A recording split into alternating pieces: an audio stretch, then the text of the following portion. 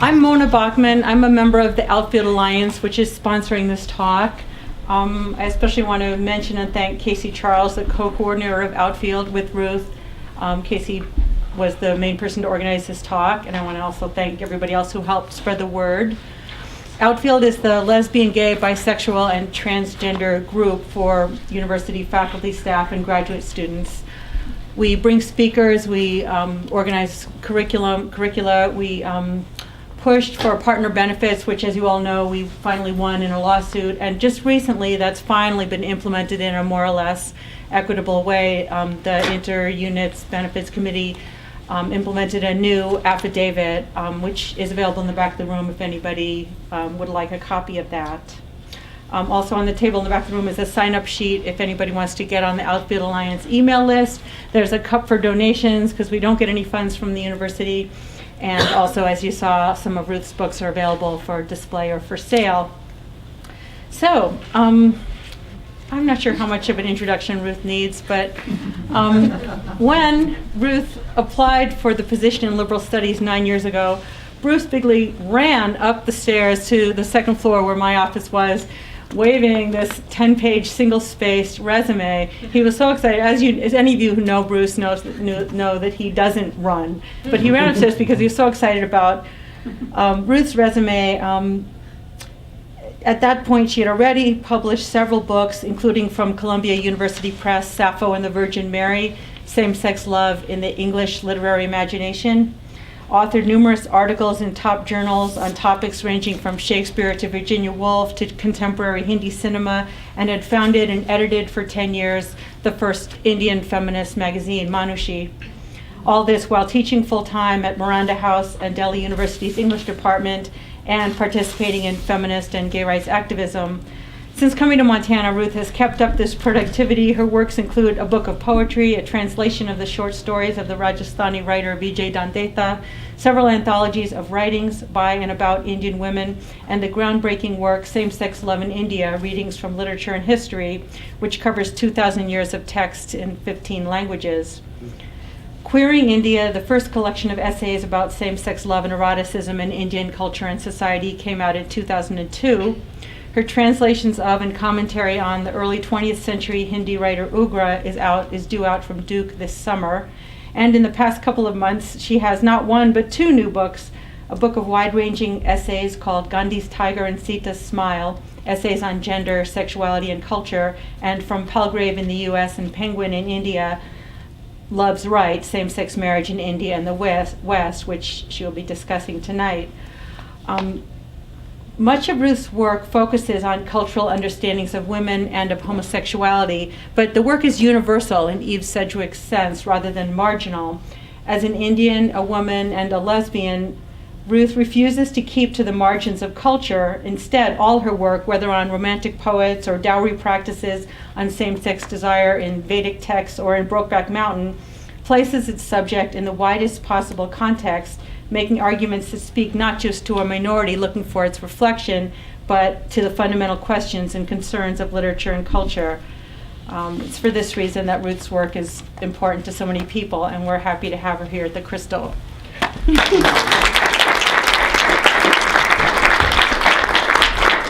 Thanks, Mona, and thanks Outfield Alliance for organizing this, and especially Casey Charles who thought of it. Okay, the first same-sex marriage I ever heard of, it was in early 1988, and it was the marriage of two policewomen called Leela and Urmila, who got married by Hindu rites in a town in Madhya Pradesh which is central India. And at that time I was working at Manushi and in the women's movement, but there was very little discussion of homosexuality in the women's movement, and certainly no discussion of same-sex marriage.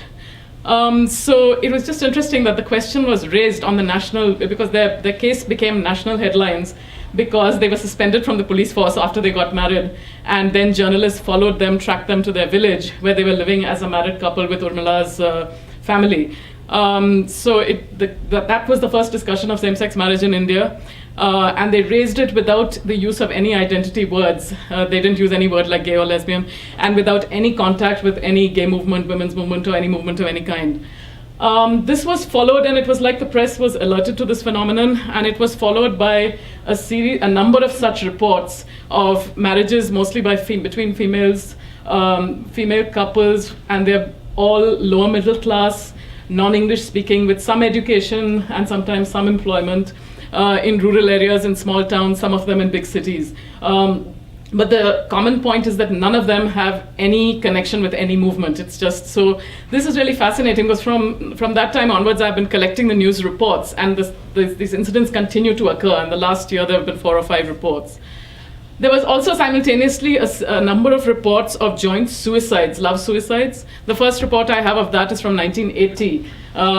2 women in Kerala, young women in Kerala, Lalita and Malika, who were college students, and they attempted suicide. Those 2 didn't succeed. But after that, there have been a series of reports. In fact, there are perhaps slightly more reports, a few more reports of joint suicide, which also continue till date.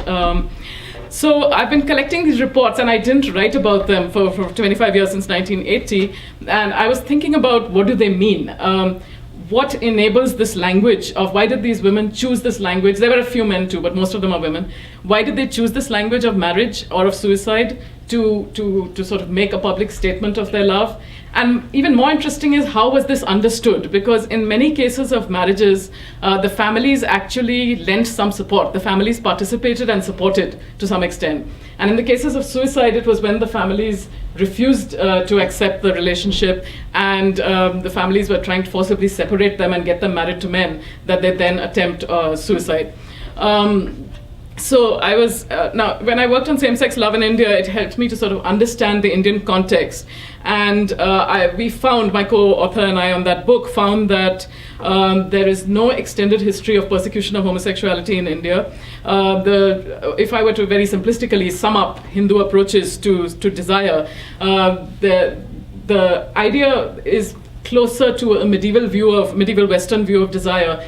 Desire is virtuous depending on the intentions. Love is virtuous if it is intended not selfishly by the individuals, but if it leads to the greater good of the family, the community, the society, even the universe, and if it is blessed. The difference, however, is that in the West, same-sex relationships, very intense relationships, can be, and researchers have shown this, can be accepted as virtuous, but not if they are sexual. If they are known to be sexual, if they are explicitly sexual, then they do not get accepted in the same way. Whereas in Hindu texts, I have found examples of a love relationship that is same-sex relationship, which is explicitly sexual and still is accepted as virtuous.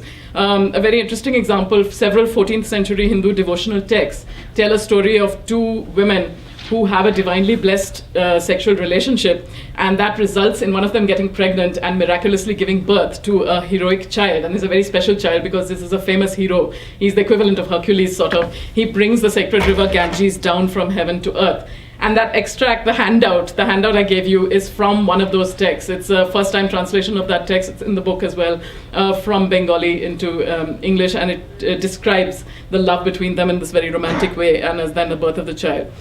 A major shift took place in the 19th century with the British presence and rule, with colonial rule. And the best symbol of this is in 1860, the British passed an anti-sodomy law, which is Section 377 of the Indian Penal Code, which says that any practices that are unnatural will result in 10 years rigorous imprisonment and so on.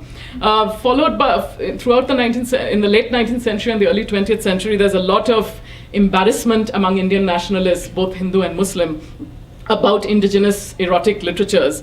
And we found a lot of suppression of these literatures, as well as self-censorship and bowdlerization. There were lots of texts we couldn't get hold of anywhere in India, and they could only be found in Italy. For example, one set of Urdu texts could only be found in Italy. So there was a lot of embarrassment and a lot of suppression of literature by the nationalist movement, and the growth of a particular kind of modern homophobia. I would say that in pre-modern India, there's a minor voice of homophobia, but it's not dominant. And that minor voice of homophobia in the 20th century becomes really dominant, and is dominant today. And it's part of this is this very funny myth that homosexuality is imported from the West, whereas in fact, I'm arguing that homophobia is imported from the West, but many educated Indians today think that homosexuality is imported from the West. When I came to write this book because the debate on gay marriage in America and Europe today helped me to think about the marriages that are occurring in India. I was sort of thinking simultaneously in two different contexts.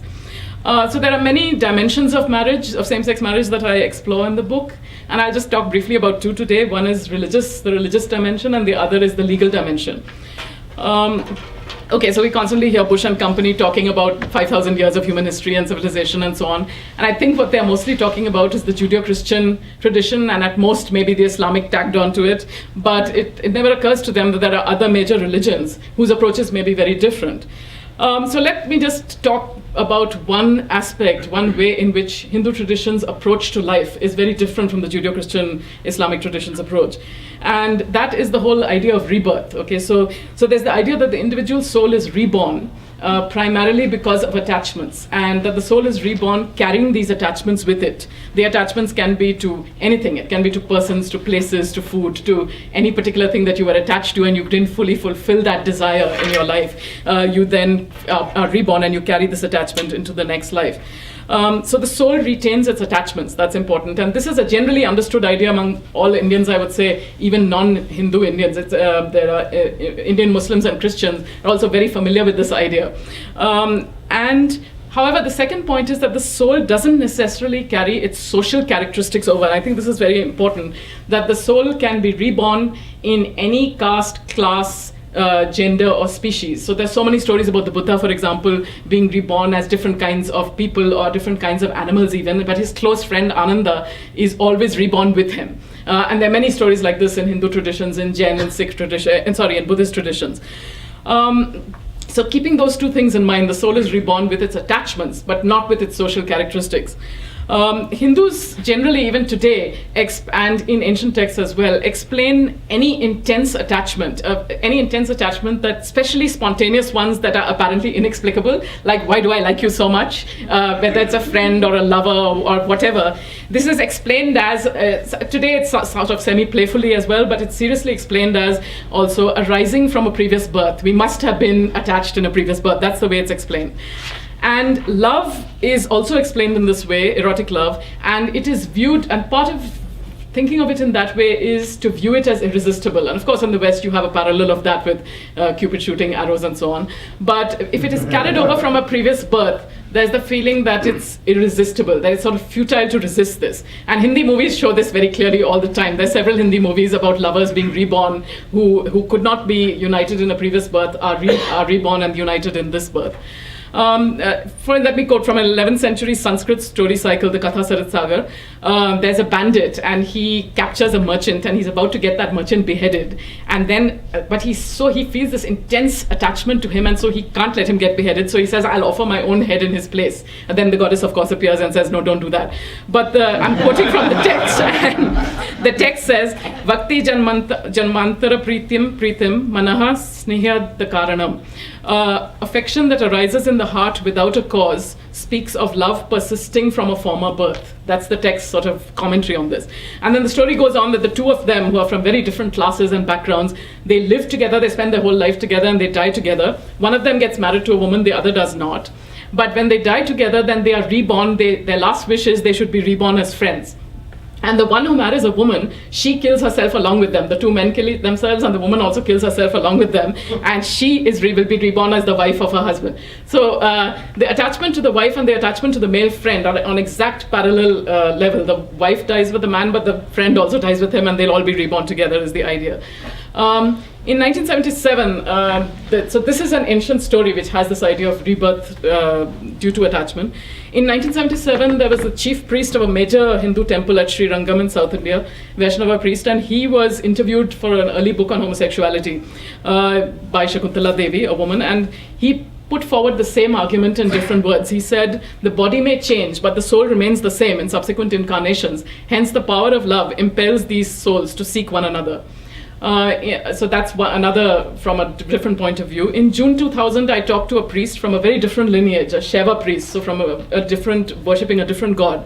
And he performed the wedding of two Indian women. And I asked him what his thinking on this was. And he said that he had thought about it and looked at the text. And he said, marriage is a union of spirits. And the spirit is not male or female. So this is the same idea.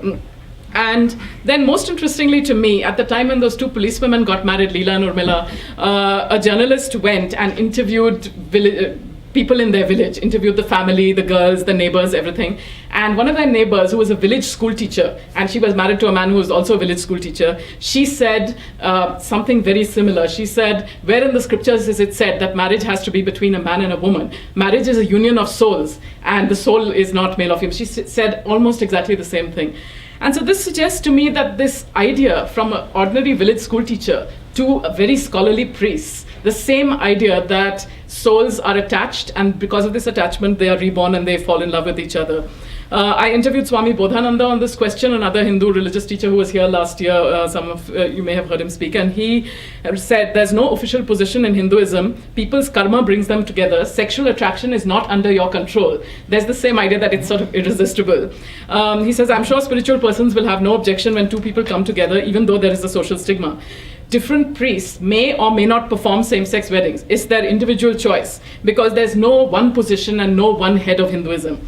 And I think that's what's been happening. So that explains why some priests have been performing these weddings, because some of these weddings of these young women have been performed by Hindu rites, by priests.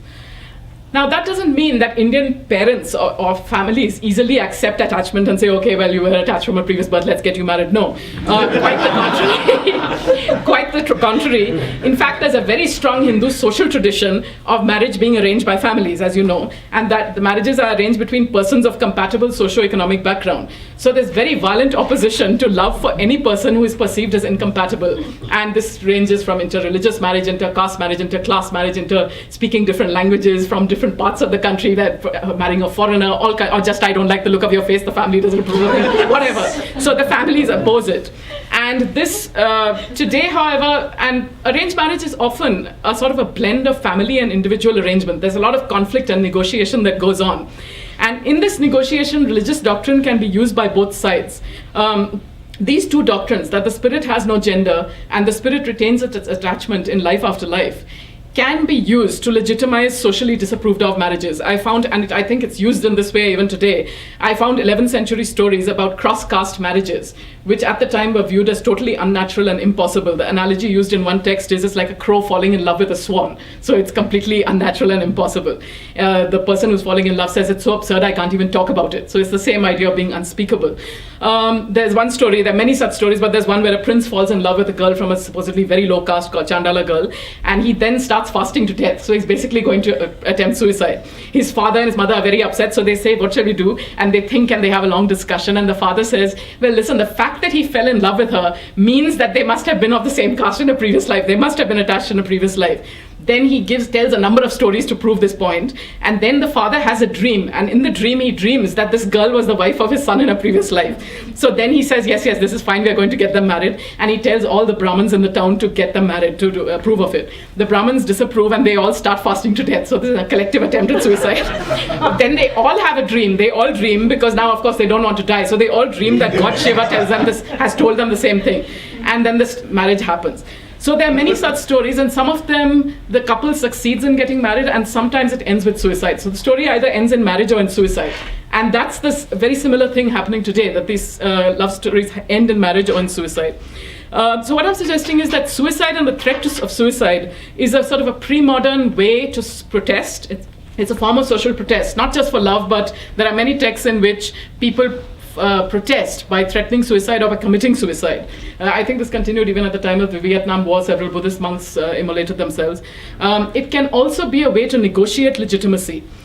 Today, there are, in the newspapers report in India, joint suicides both by female couples and also by female-male couples. There are lots of heterosexual couples who also commit suicide because their families are trying to separate them. So I looked at both sets, and I found very interesting the same pattern. The common pattern is leaving behind a suicide note which expresses the idea that they absolutely refuse to be separated, that they cannot be separated. I'm quoting from one girl's letter about her lover. I cannot part with Malika. This is that first suicide I mentioned, 1980. Bury us together. So another thing they ask for is common funeral rites. And I've argued in the book that the common funeral rites are sort of a stand-in for the common wedding rites that they could not have. Another two girls, Sumati and Geeta, who were driven out of an ashram in Tamil Nadu in South India when their relationship was discovered. They left a suicide note which said, "We cannot live apart from each other. And since society doesn't let us live, so we are going to commit suicide." They were cremated together and their families were weeping at the funeral. Now, some couples have used the threat of suicide to negotiate for what they want. There's this couple who's on the cover of the book, Sheila and Sri Nandu. They're two women from Kerala. They ran away together. They had this very complicated life, a lot of drama. They ran away together and they lived with one of them dressed as a man and passing as a man. But then they were discovered and exposed, and the press, some tabloid wrote about them. So they were very upset, and they got together somehow with some social activists, and they called a press conference. At the press conference, they said, "We will live together till our death. No force on earth can separate us. If society and the press don't allow us to live as lovers, we have no option but to commit suicide." At this point, this is using the modern media to talk about a very pre-modern form of protest. And of course, they got a lot of support. They were on the cover of a Valentine's Day issue of a major women's cosmopolitan magazine called Savvy, and things like that. But along with this appeal to this pre-modern form of protest, they also simultaneously appeal to democracy. And that's what I find very interesting, because the same girl, Sri Nandu, says, "We made it clear to the police," this is in an interview with the magazine, women's magazine, "We made it clear to the police that we are adults and the Constitution of India has given us the right to live the way we want." So she knows about the Constitution at the same time. And interestingly, in many cases where the girls have been, the families, the police collude with the families to bother the girls, to bully them, and they take them to court. The courts have all upheld the right of the women to live together. The courts have all said they are adults. The Constitution says they can live anywhere they want. There was a case last summer when we were in India of Mala and Raju from Punjab, two young women who managed to get married by Hindu rites, and then the court also said they have the right to live together. So that's the interesting thing, that India is a secular democracy, and it therefore has to deal with several of the same issues as the US. There is a gay movement, and the question of individual liberty and equality is something that Indians are very familiar with. And so that brings me to the legal questions. There are, of course, the significant legal issues regarding the definition of marriage. Now, something that many people don't often realize is that marriage originated much before the modern state. And the modern state in the West took control of marriage only really with the French Revolution. That is, the French revolutionary government for the first time said, well, whether or not you have a church marriage or whatever you do, you have to get a license from the state and you have to get a certificate after you're married. But that's the French Revolution. That's only about 200 years, a little over 200 years ago. It's not that long ago. And before that, before the state took control, it was only a couple of centuries before that that even the church in the West took control of marriage. Before that, marriage was considered a secular matter, and marriages used to be blessed in medieval Europe. Marriages used to be blessed at the church door. Marriage consisted of vows exchanged between two people in the presence of witnesses. And one Christian historian of marriage says, I'm quoting, "The church does not marry people. People marry each other." And this is the significant point, I think, that has been lost sight of, that it's good to fight with the state for legal rights or to fight with churches for rights to be recognized. But primarily, marriage is not defined by the state. Marriage has a much older history of not being defined by the state, and that history should not be forgotten and let go of. Now, similarly, in Hinduism, there are many ancient famous stories which people know very well, popular stories, about lovers who decide to get married on their own, who just garland each other or walk around a fire. These are Hindu ceremonies of marriage, and that they are considered married. And why is that? Because Hindu texts, ancient texts, recognize 8 forms of marriage as legal. And of those, the best known today are 2. One is the family arranged marriage, which is, of course, the approved kind. And the other is known as Gandharva marriage, which means it's marriage based on mutual attraction. The Kama Sutra calls it the best form of marriage because it's based on desire. And the Kama Sutra is a sacred text. I know in the West it's treated as some sort of a erotic manual alone, but it is that, but it's also a sacred text. And Gandharva marriage doesn't need an officiant. It doesn't need a ritual. And this is known, again, in Hindi movies, it is very clearly shown couples getting married without any officiant are married. So, my question is, and my argument in the book is, if 2 people consider themselves married, and if a community, whether it's a local community, a religious community, a social community, whatever kind of community, considers them married, then it is a marriage, whether or not the state accepts it. And history sort of demonstrates this. For instance, in the 18th century, Jewish and Quaker marriages in England were not recognized. You had to be married in the Church of England to be recognized as married. So Jewish and Quaker marriages were not recognized. But Jews and Quakers considered themselves married. And looking back at it, we would say they were married. The same with black and white marriages in the US before it became legal. Marriage is more than what we shouldn't cede the definition or let the state take over the language and the definition of marriage. And I disagree with say theorists like Dan Savage who say that these are fake marriages. If you're just when blacks and whites married or Jews and Quakers married, they didn't call them commitment ceremonies. They called them marriage, and they were marriage. And civil union, similarly, I argue in the book, is nothing but a lower status marriage. All it means is you get some of the legal rights of marriage, but not all. If you get all the legal rights of marriage, then you wouldn't have a separate word. And then you can have a separate word. You can have dozens of separate words, but it really legally would be the same thing. It would still be marriage. Okay, so to come back to the Indian law, the Indian government under the Hindu Marriage Act 1955, which governs the marriages of Hindus, it's very interesting because the act says any two Hindus, I'm quoting, who marry according to the ceremonies that are customary in the community of one partner, they are legally married. You don't need, in India, you don't need a marriage license. You don't need a marriage certificate. You can get them if you want, but you don't need them. And most Indians, heterosexual Indians, do not get any certificate or any license. They just marry according to religious ceremony in the presence of their community, and they are considered married. And in fact, government statistics about marriage and divorce, they always claim that divorce is very low in India compared to the US. The statistics are very unreliable because the government doesn't know how many people are getting. I know any number of people, particularly among the poorer classes, who marry, divorce, remarry, etc., without ever telling the government. The government has no clue what's going on. So that's very interesting because despite being a parliamentary democracy very similar to the US in many respects, Indian government is forced to concede some of the definition of marriage to community and to custom. Now, Hindu marriage ceremonies vary very widely, and you can exchange garlands. There's some communities which just do that, and some which have 5-day ceremonies, and there's everything in between. Now, there are many of these female couples who are married by priests with family participation. There's a couple, Jaya and Tanuja, two women nurses, in 2001, aged 25 and 32. This came in the paper. They were married in a temple by a Hindu priest. And the interesting thing is that Jaya's sister married a man at the same time. It was a double wedding. So one sister is marrying a woman, the other is marrying a man, and the family, and there were 200 guests, and the priest participated. Now, in all respects, it's like, obviously the family thinks it's the same. The two marriages are the same. They're married at the same moment. But when these two women went to the registrar of marriages to get the marriage registered, the registrar happened to be a woman, she refused to marry, she refused to register it. She said, you've got married, but the government doesn't recognize it. So I think there's a very interesting legal issue here, very similar to what happened in Canada, where the two men, the voters, they married by bands. In the MCC, they married in church. And the Canadian law recognizes any marriage performed by bands in church. So it recognizes custom, religious custom. And that was the wedge, whereby that was the case that they took to court, saying we are married by bands in the church, so you have to recognize the marriage. So another thing to take note of here is that some religious organizations are obstacles to same-sex marriage, but others of them are well ahead of the state, and I think that has been history too. Even in terms of black-white marriages, some churches would perform them before the state would recognize them. Another argument that I make in the book is some feminists and queer theorists oppose marriage because it has been oppressive to women. I talk about this. I think it's important to note, and I'm not going to make the whole argument here, but it's important to note that marriage is not one thing, it's many things. Historically, marriage, yes, it has been oppressive to women, but it has not been oppressive always, all the time, and only oppressive. It has also been a way for people, including women, to declare their intention to love and to publicly resist norms and laws. It has also been liberating for some people, for many people. Just like any institution, like the university, which is a very patriarchal institution and has been very oppressive to women and very exclusive, but has also been liberating in many ways, or can be.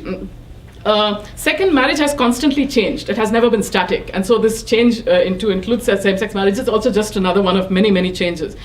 And third, marriage is about the state, and it is about the law, and it is about rights. And in the US, clearly, that's what its main dimension seems to be right now. But it's also about more than that. And it's about individual feeling. It's about community recognition. And for those who believe in gods, it's about the gods and the goddesses' relationship with the world. For example, in Hindu wedding ceremony, you invoke the god of love, the goddess of prosperity, the god of beginnings, the gods of creation, preservation, destruction, and many others. So like Christian marriage, Hindu marriage is not a contract, or it's not only a contract. Today it can be also a contract. It is a sacrament. It makes sacred the relationship, and also not the relationship between the two individuals alone, but Hindu marriage very much emphasizes the relationship of the couple to the family, to the community, to the universe, to the gods. For instance, the Vedic vows, which date back at least 3,500 years, talk about facilitating the prosperity of the community. There are a lot of different things. They even talk about the prosperity of animals. The central 7 vows, interestingly, do not mention procreation. And the final vow is a vow of friendship. And I've also looked at friendship in some detail in the book. The language of the final vow of marriage is the same language used in Hindu texts by same-sex friends in several very famous stories. So what I'm suggesting is that while those who want to discard traditions should of course be free to discard them, but many people find certain traditions empowering. And that is something to sort of keep in mind. And one reason is that traditions vary widely and they also change all the time. There's a magazine called Hinduism Today, and based in the US but run by Indians here. And they sent a journalist to India to interview Hindu teachers at the Kumbh Mela, which is this huge pilgrimage that takes place every year. And then there's a much bigger one for every 4 years and a much bigger one every 12 years. So they interviewed these several Hindu teachers, and one of the questions they asked was about same-sex marriage. And they got this whole range of answers. There was one whole bunch who said it's very bad. The Swami of Deshanandi said it's unnatural, it's uncommon, it's unusual, and we don't even talk about it.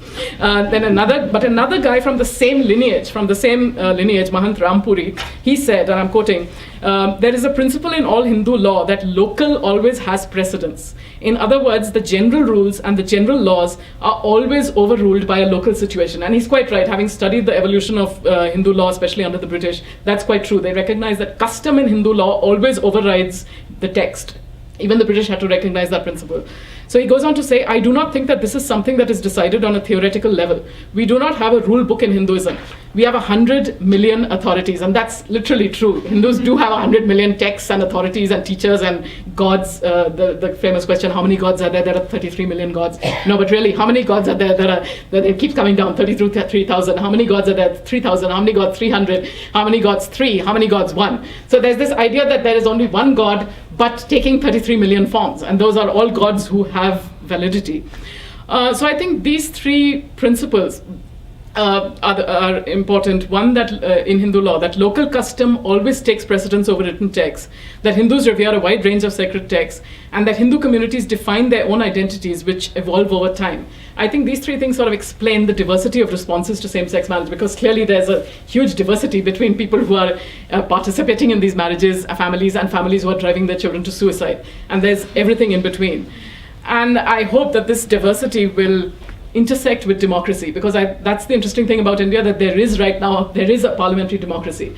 And this diversity will intersect with the democracy and with gay movements in India. And I'm now working on how gay movements are reacting to these weddings and suicides, which are happening outside their purview, but that now through the news reports they become aware of and then take note of them and try to provide some support. So that's just beginning to happen. And I hope that intersection will make legalization possible at some time in the future also. So, thanks.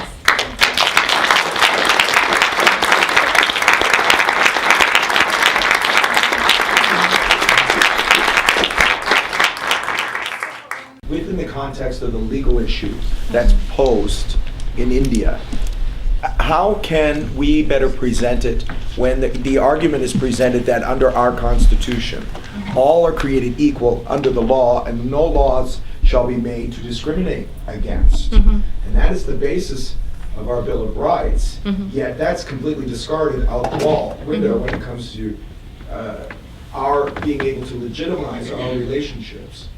Right. And what is the argument posed within the Hindu community? See, that no one has yet taken any case to court. I'm suggesting that, of course, that the non-discrimination clause, which is in the Indian Constitution, can also be used, and that's the one being used in the US. But I'm suggesting that in Indian law, there's also this, because of the strong emphasis on custom in the law and the law's recognition of custom, there's another argument that can be made. And I think in the US too, it could be made with more emphasis on history. In the Canadian case, I read that the court asked for the history of marriage, and a lot of historians of marriage presented all this evidence that marriage was outside the purview of the state for much longer than it has been in the purview of the state. And so the state deciding, and so the state should recognize that not only individuals but communities decide what marriage is, and the state doesn't have control over that whole thing. And some awareness of history would help in that. marriage is often arranged in India, right? Mm-hmm. I'm wondering first if there have been any arranged gay marriages in India that you know of or that you ran across where the parents pick out a same-sex partner. Or how do you reconcile the perception of India or marriage is arranged and this kind of subversive set of same-sex unions that you just talked about? Well, the thing is that the norm is for marriages to be arranged, but of course a lot of heterosexual people fall in love, and then there's what I would call a sort of semi-arranged marriage very often, where you like the person and you tell your family, this is the person I want to marry. Whether you just saw her across the room, that happens, or whether you actually know the person and you want to marry. So, and very often the family will then participate and sort of semi-arrange it. The parents will meet and do things. That happens, and then there's also the phenomenon where the family arranges the marriage, introduces the two people, and they get to like each other. Then they decide, now we are in love. I have any number of students who did this, and then they have a courtship and a long engagement, though the family is arranging the marriage. So there's combinations of sort of the so-called arranged and the so-called love marriage.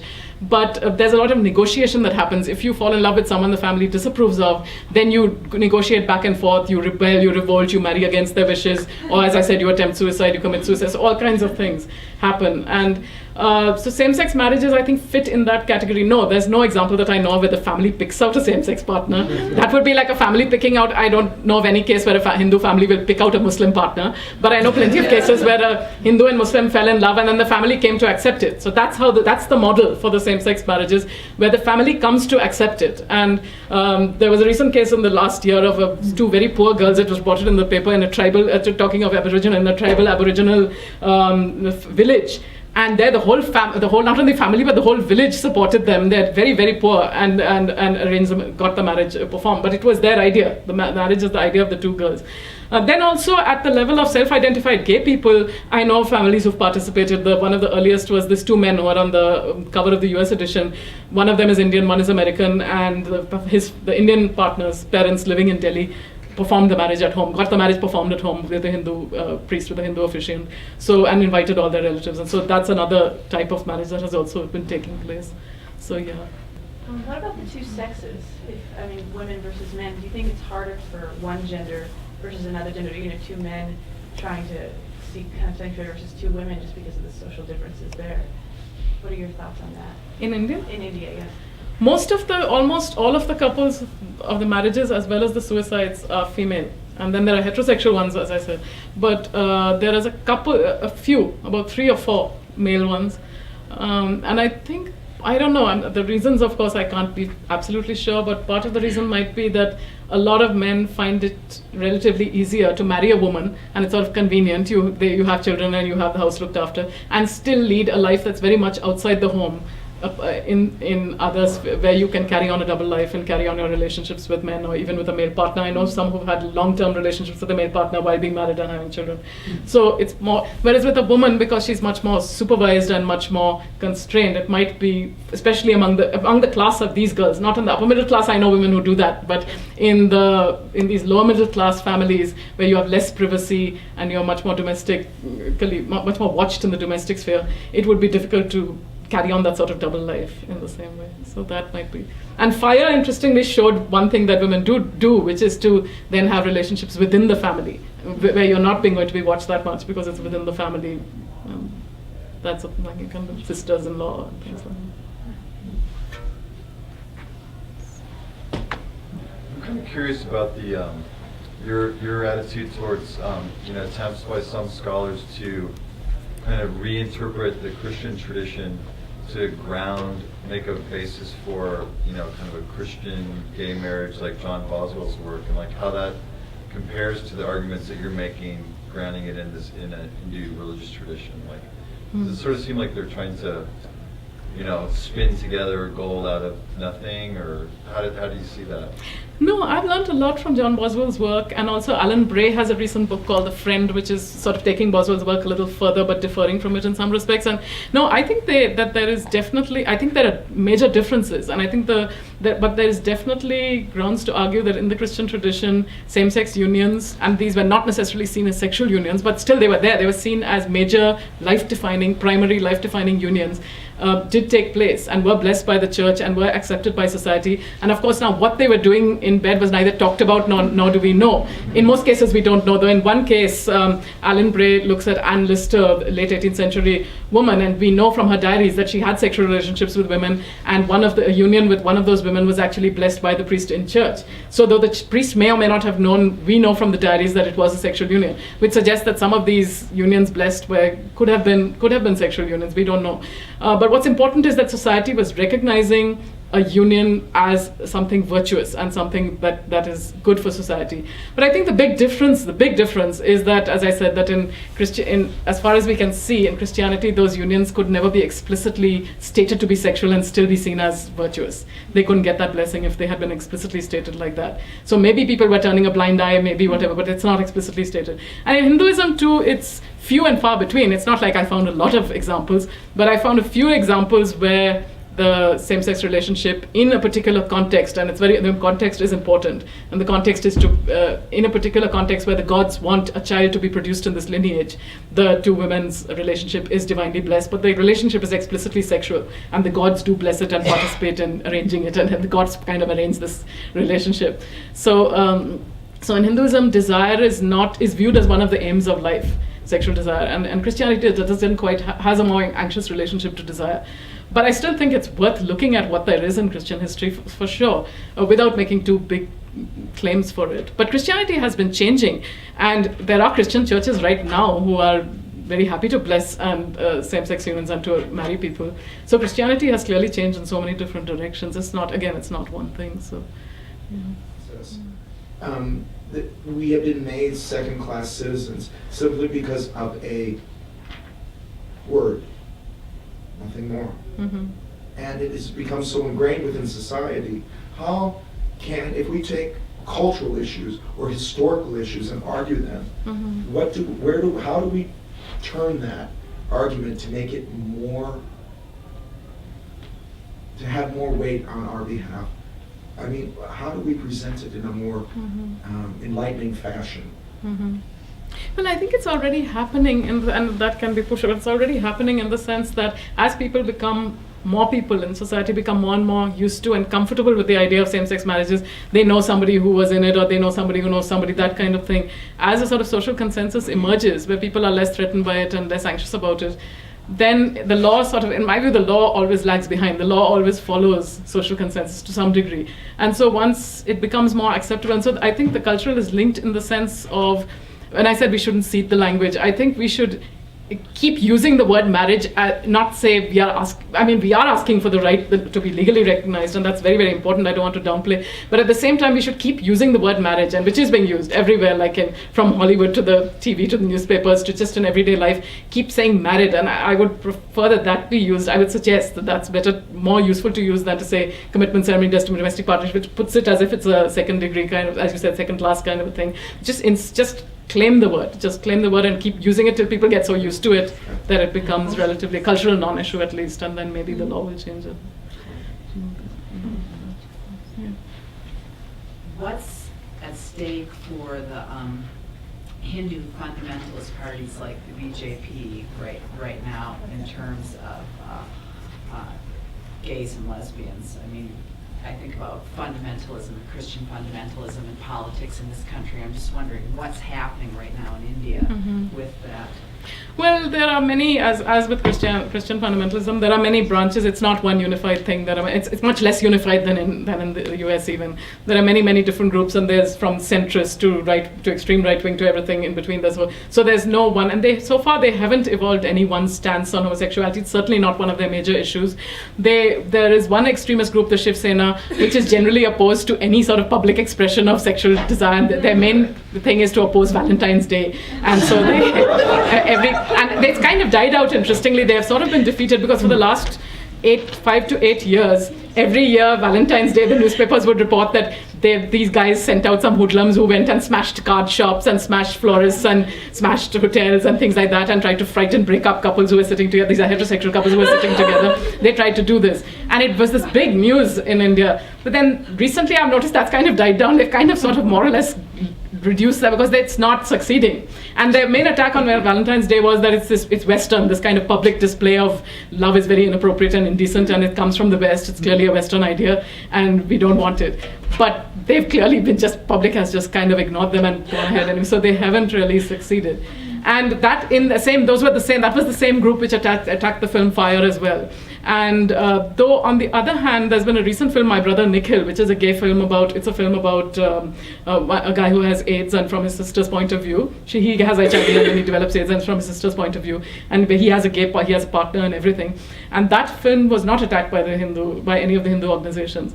So the attack on Fire was partly about being lesbian, but I think it was partly also about the film being viewed as anti-Hindu because it kind of attacked Hindu society and made it seem very negative and so on. So it was that as well.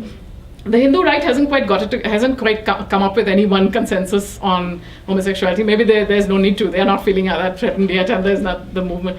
However, also it'll be a little difficult for them because in terms of being though the term fundamentalist is used, in Hinduism it cannot be the same type of fundamentalist as Christianity because there isn't one text. So any text they cite, you can cite another text. So in the Bible, you have to cite the same text. In the Bible, you at least will be interpreting the same text. But in Hinduism, there are just so many texts, and it will, if they go to the most sacred texts, which are the Vedas, there's nothing to my knowledge about homosexuality. So there'll be nothing they'll be able to say.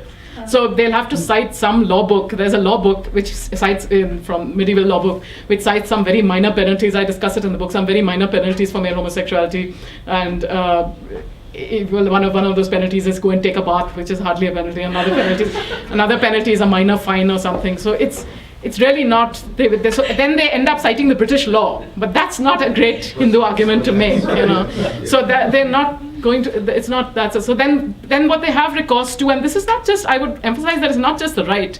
The left in India is a very orthodox Marxist left, most of it, and has also been very anti and continues to be very homophobic. It's now slowly being dragged, kicking and screaming to some sort of change, but has been pretty. I think the right and left pretty much meet on this issue, and where I would see signs of hope is the whole center, the whole mass of ordinary people who are neither right nor left particularly, because but then the arguments that are made both on the right and the left is that it's Western. The left doesn't like the West either. It's this Western American. So one says it's American imperialism, the other says it's Western perversion, but it's they're using different terms. Western, and then secondly it's unnatural and immoral and will lead to the breakdown of the fabric of society, that kind of. So they've got all this borrowed language. In the case of Fire, there was a Shiv Sena right-wing women's organization which said, if all women become lesbians, then how will the population be, how will you have any more children, which is hardly a concern for India. These arguments don't have that same, they don't have the same power because they don't have a Leviticus. I mean, for whatever that's worth. I mean, though Leviticus has been misinterpreted and so on, but still it is there. You have to sort of reckon with it. And so you can sort of wave the Bible in people's faces who believe in the Bible. It becomes a difficult thing it's more difficult. Whereas I think the Hindu right and left are just like, they don't have a coherent argument why it's wrong. Interestingly, I was in a couple of TV programs in India, and the person they trot out always as opposing homosexuality is a Roman Catholic father. And on every TV program on homosexuality, this guy was trotted out. And finally, one person in the audience got really annoyed and said, because he was saying, homosexuals must be like less than 4% of the population, so why bother about them? So the person in the audience said, well, Christians are less than 2%, why you bother? Good answer. Well, thanks.